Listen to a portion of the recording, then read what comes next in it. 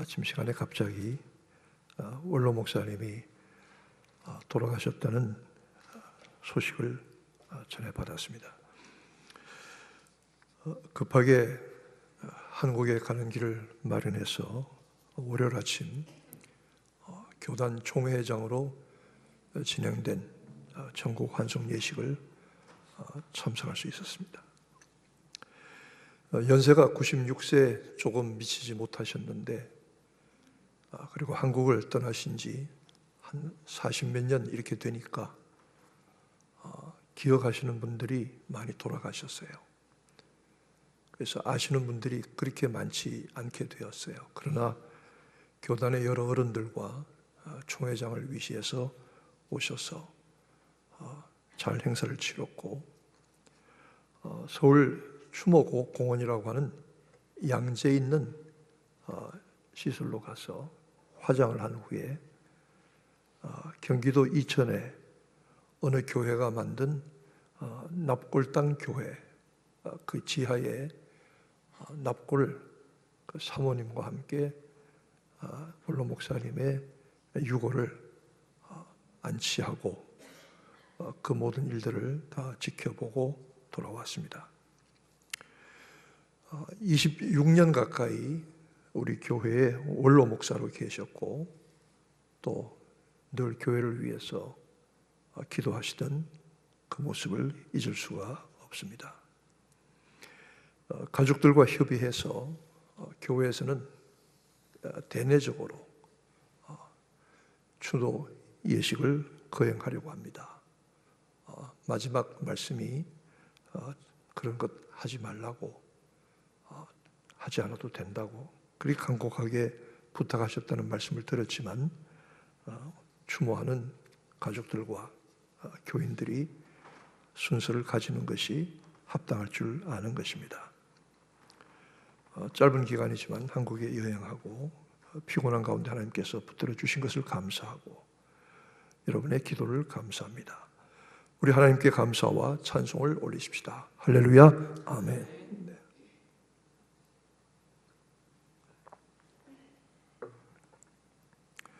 하나님은 사랑의 하나님이십니다.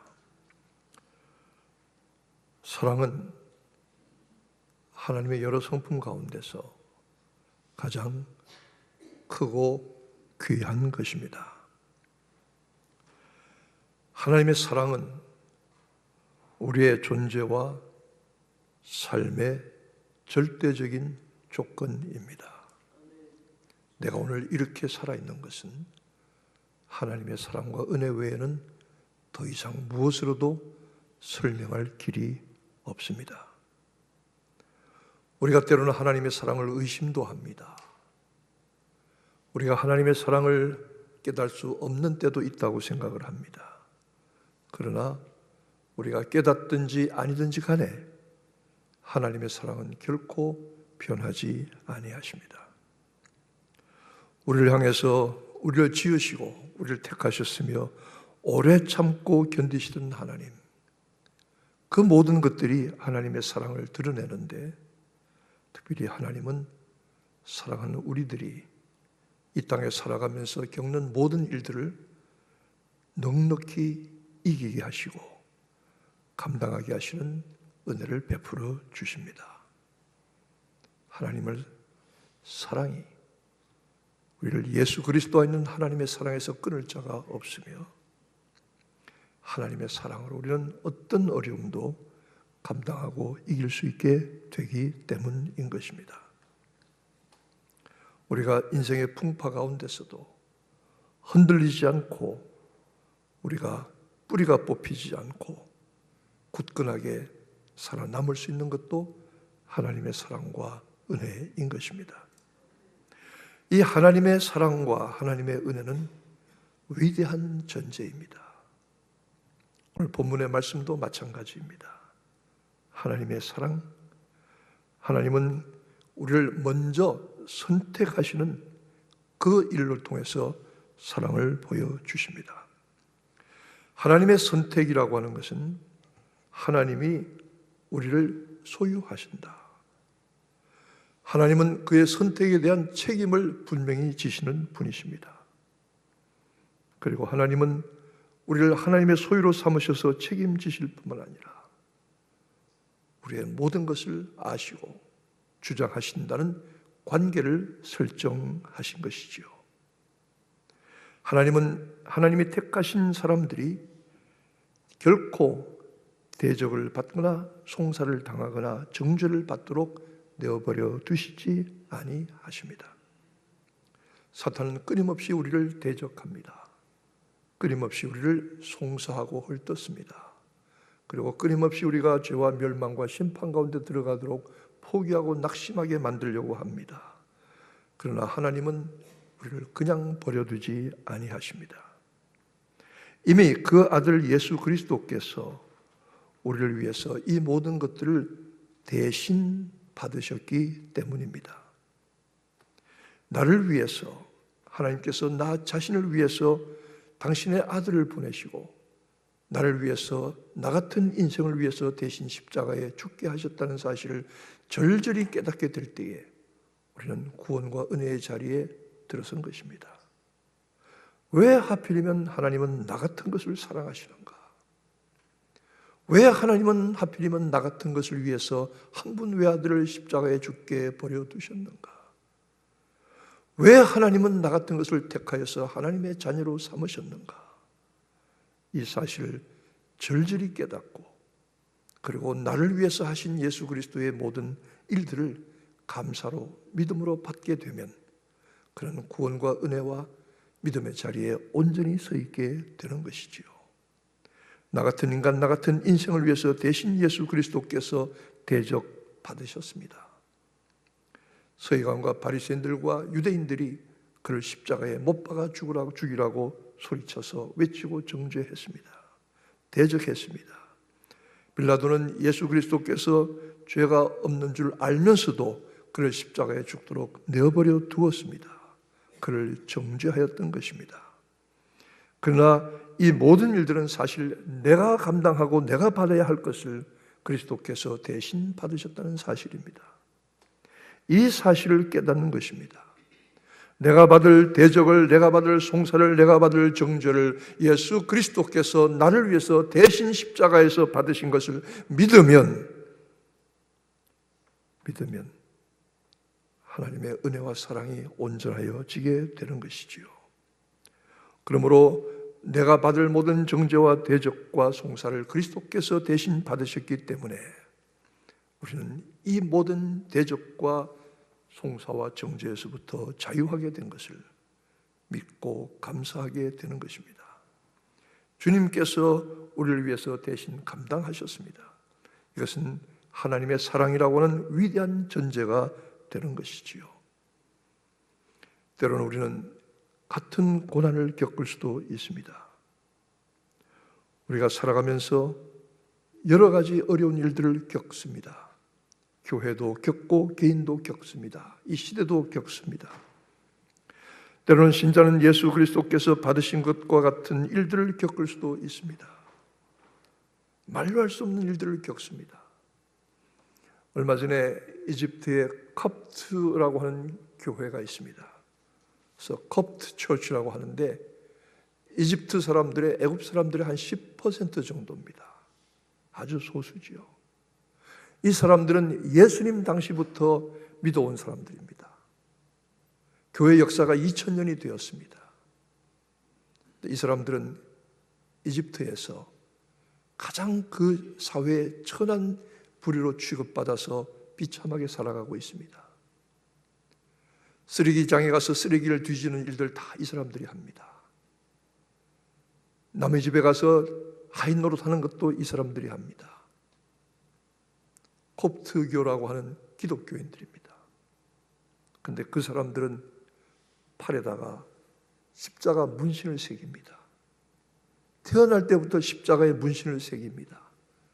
그 이집트 사회에서 어떤 핍박과 박해를 받으면서 살아갈지 알면서도 그들은 그들의 팔에 십자가 문신을 새겨서 그리스도인을 증거하는 것이고, 그러면서 그 십자가를 새기는 순간에 그는 그 사회로부터 받을 모든 차별과 핍박과 멸시를 감당하겠다는 약속의 자리에 들어서는 것이지요.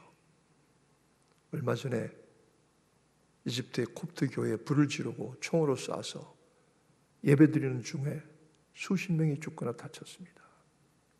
이런 일들이 한두 번이 아닙니다.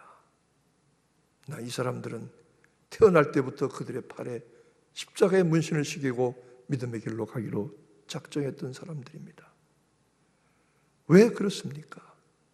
그들이 겪을 그 인생, 그 삶의 그 사회에서 어떤 차별과 박해와 핍박에도 불구하고 예수 그리스도로 말미암아 받을 하나님의 은혜와 사랑, 그 은혜와 사랑으로 넉넉히 이길 것을 믿음의 확신을 가지고 있기 때문인 것입니다. 우리는 조그만 어려움이나 환난에도 힘들어하거나 넘어지거나 포기하려고 합니다. 우리는 이 같은 길에서 때로는 하나님을 원망하고 불평하기도 합니다. 그러나 도살장의 양같이 날마다 죽임을 당하는 그런 처지에 있는 이 콥트 교도들은 그들은 신앙을 버린 적이 없습니다. 에집트의 10%에 불과한 아주 소수민족이지만 온갖 멸시와 천대를 받지만 그들은 그 길을 선택하여 가는 것이고 하나님의 부르심에 응답하여 가는 것입니다. 마치 도살장의 양같이 죽임을 당할 양같이 되었지만 그러나 이 모든 일에 예수 그리스도로 말미암아 넉넉히 이기는이란 믿음의 확신을 가졌던 사람입니다. 이 모든 일을 겪으셨던 분이 예수 그리스도이시며 우리는 예수 그리스도 안에서 발견되는 사람들이기 때문에 큰 위로와 승리와 약속의 확인을 가진 사람들인 것입니다. 환난, 감당할 수 없는 일들을 말합니다. 곤고라는 말 원뜻을 찾아보니까 아주 좁은 곳에 몰려 들어가서 꼼짝달싹하지 못하고 갇혀 있는 것을 말합니다. 핍박, 쫓겨서 동물 취급을 받는 것을 말합니다. 기근, 먹을 것이 없어 주는 배를 움켜잡고 굶어 죽어가기도 하는 것을 말합니다. 적신, 벌거벗는 모습을 말합니다. 그러나 이 같은 모습, 이 같은 상황, 도살장의 양같이 여김을 받을지라도 우리를 사랑하시는 이로 말미암아 넉넉히 이기느니라, 넉넉히 이기느니라, 이렇게 말할 수 있는 것은 예수 그리스도 안에 있는 믿음의 사람들밖에는 없습니다. 이 신앙이 여러분들의 것 되어지기를 축원합니다. 그리스도 안에서 우리가 받을 믿음의 승리는 압도적인 것입니다. 넉넉히 이기느니라 했습니다. 적당히 이기는 것이 아닙니다.